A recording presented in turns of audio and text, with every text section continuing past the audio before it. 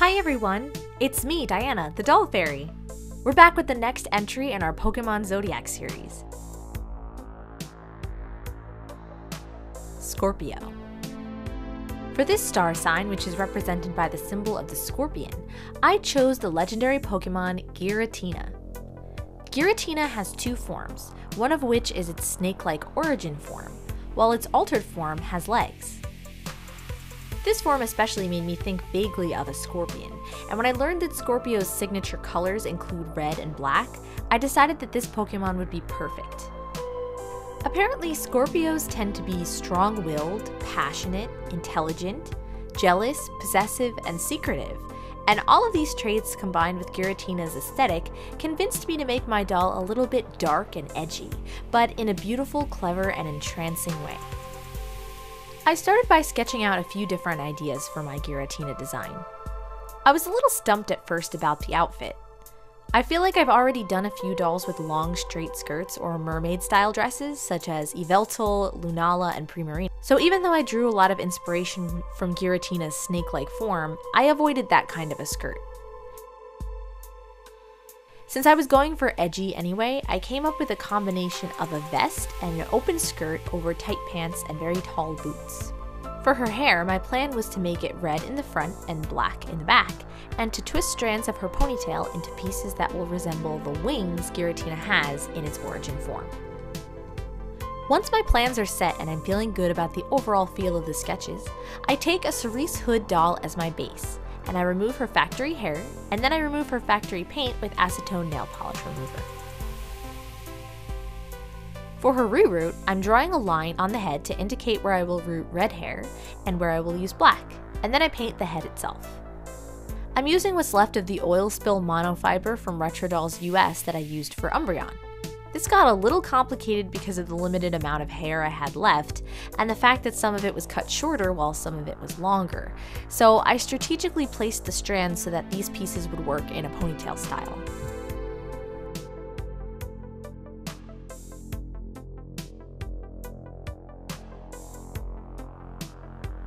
For the red part of the hair in the front, I'm using Venom Nylon from dollyhair.com, which I originally bought and used a bit of for Yveltal.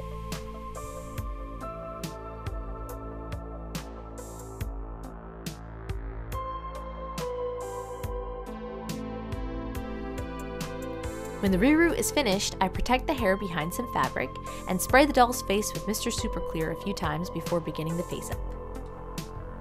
Whenever I use Mr. Super Clear, I always wear an industrial grade respirator mask and spray it outside in order to protect my lungs. Very important. I start sketching her face with brown colored pencil. I make her eyes very narrow and pointy and give her no nonsense arched eyebrows. I want her to have a bit of attitude in her expression.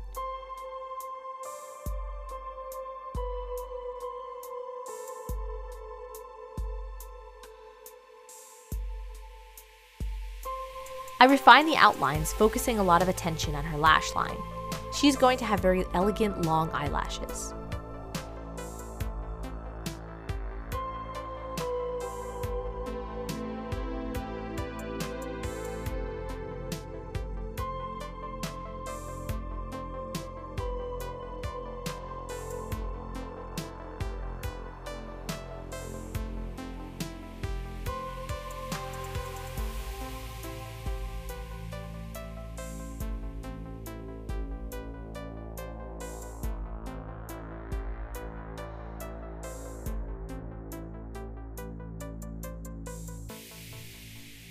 After going over the brown outlines with some black, I start using my pastels.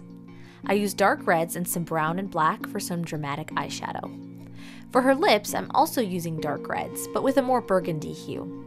I was looking at some photos of awesome edgy makeup on Pinterest while working on this to help me out. I don't usually use pastels for eyebrows because I'm bad at controlling them in such a precise way. But this time I really wanted to create a gradient, so I'm giving it a shot. I'm still making the ends of the eyebrows sharp and dark by using black pencil.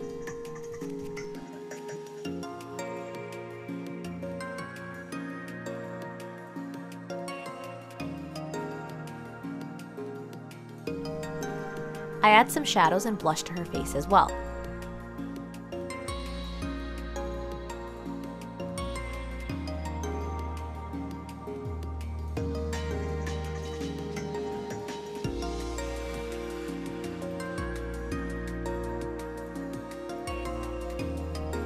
Then I fill in her eyes with some red and brown.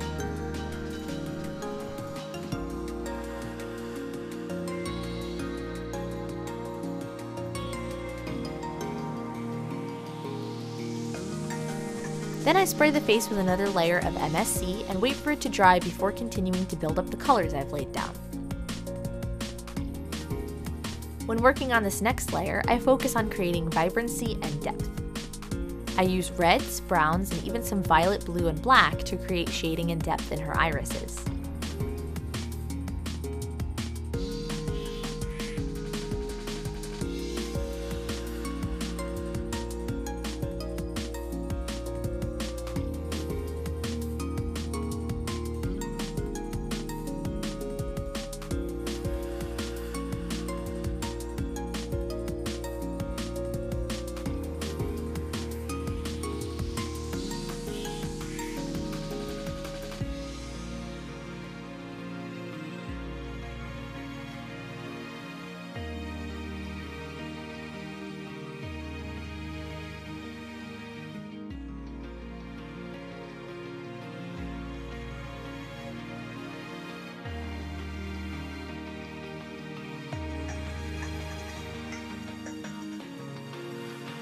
After building up more color with the pastels, I go in with my black watercolor pencil to draw on her eyelashes. I draw them to be sweeping and dramatic, as if she's wearing a lot of mascara.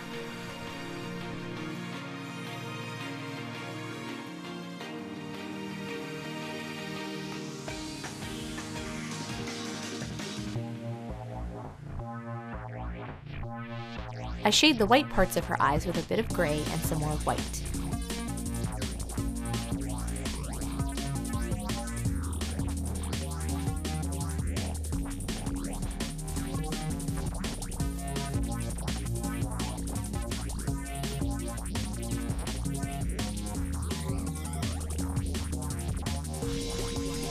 After more pastels, this face is looking really cool. I'm loving it, and I'm just about ready to call it finished.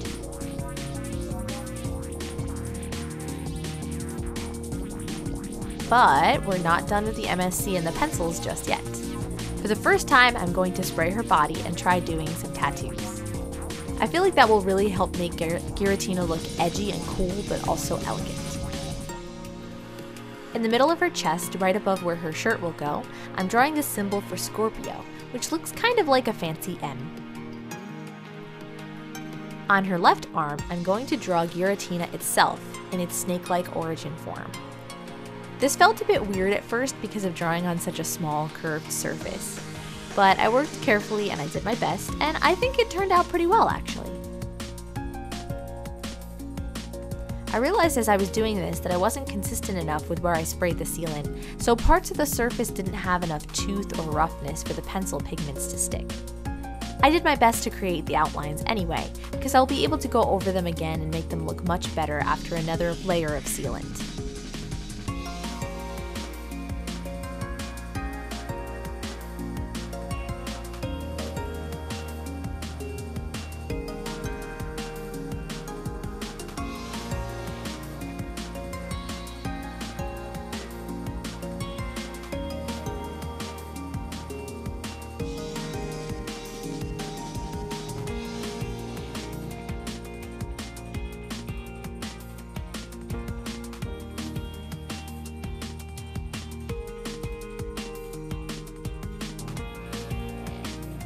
On the top of her right arm, I draw a little scorpion. On the bottom half of her right arm, I draw a snake tattoo which features the symbol of infinity in the middle of its loopy configuration.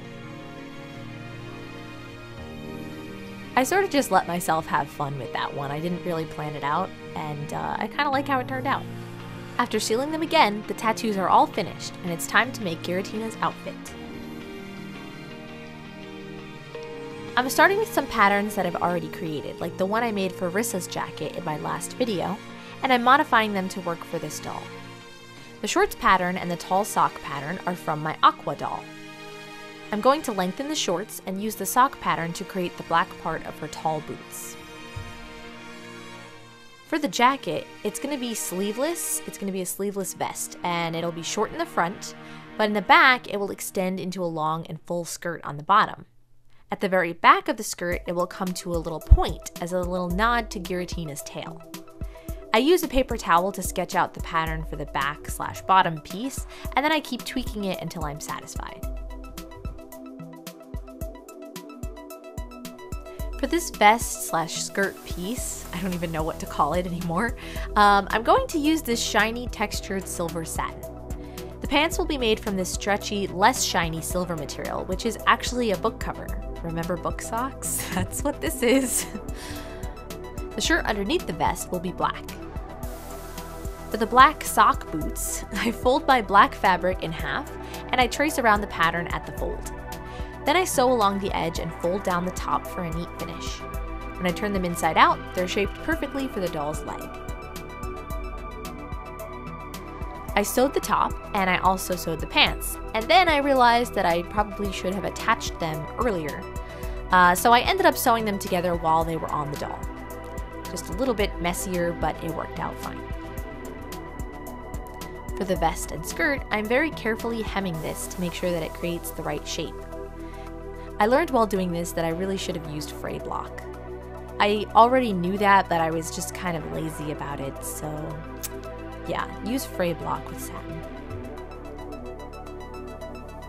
I also attached the collar, and I hemmed the sleeves and the edges of the vest in the front.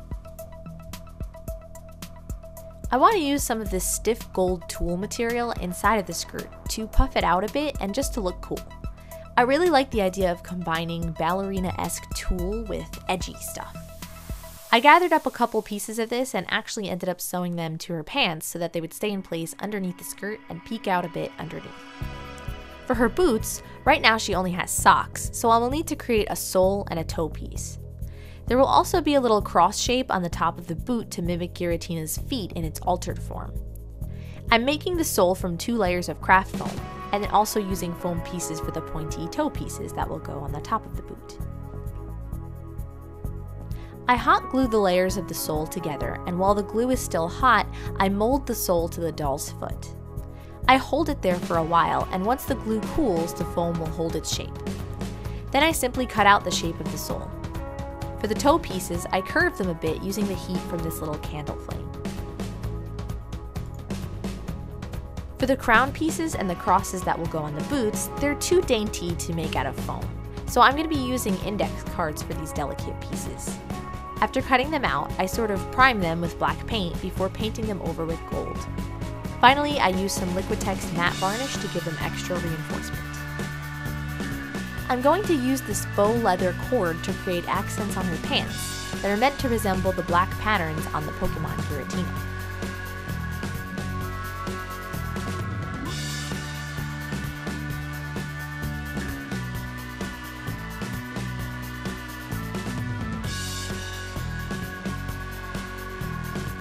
I transfer the clothes to the actual doll's body at this point to make things a little bit easier.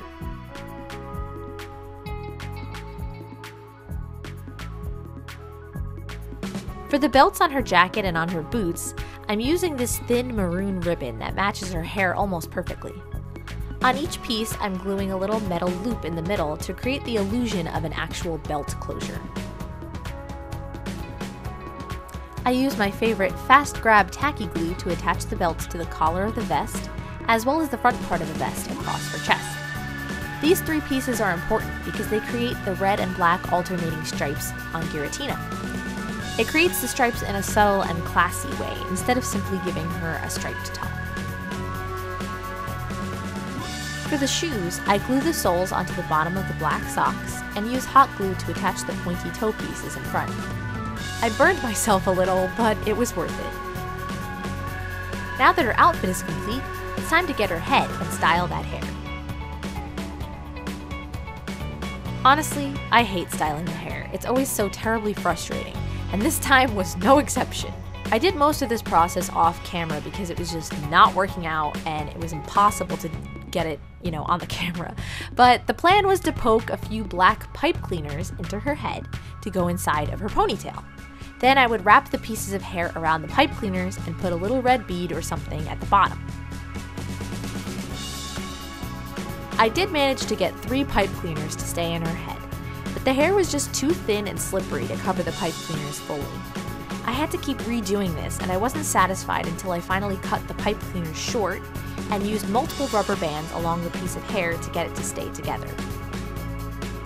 I made the little red cones out of some index cards and tape, and painted them red.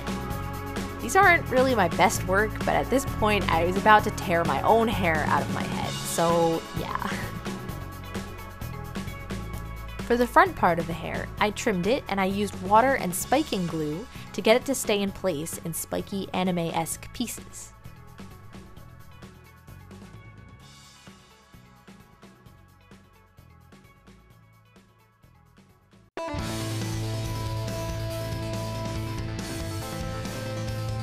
Finally, we can reattach her head and glue on the spikes and the crown.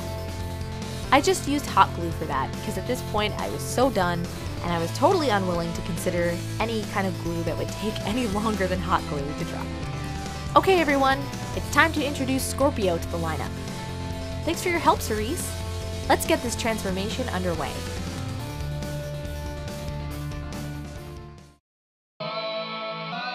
Ooh, wow. You're looking different.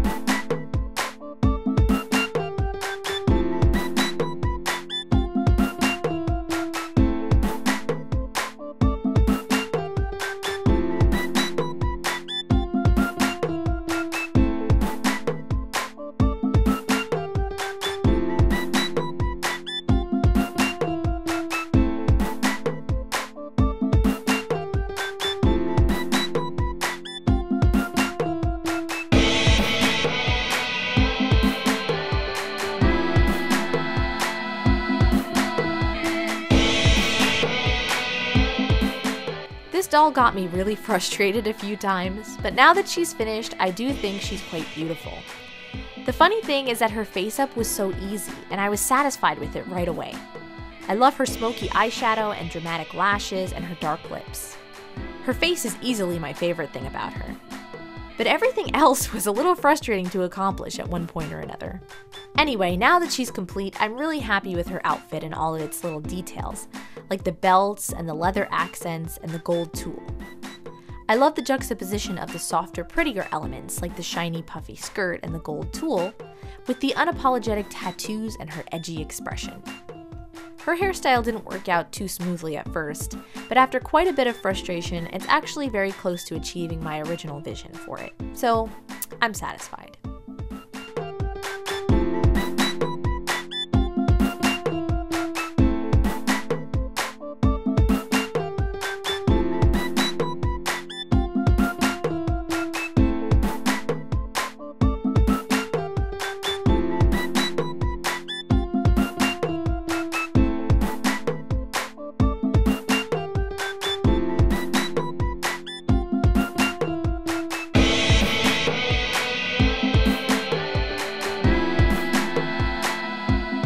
I like how all of our Zodiac girls thus far have one thing in common despite having quite different approaches and styles, and that element is drama. Each one has a unique presence and color palette. I'm going to keep taking a new and fresh approach to each and every Zodiac Pokemon. Next up in the series is Sagittarius. The next episode will most likely come in January due to some upcoming Christmas projects in December, but please let me know in the comments below what Pokemon you think best represents the star sign Sagittarius. I haven't actually fully decided what I'm doing for that one yet, so your suggestions will really be appreciated. Thanks for watching, everyone, and I can't wait to see you all again very soon for more doll magic. Bye!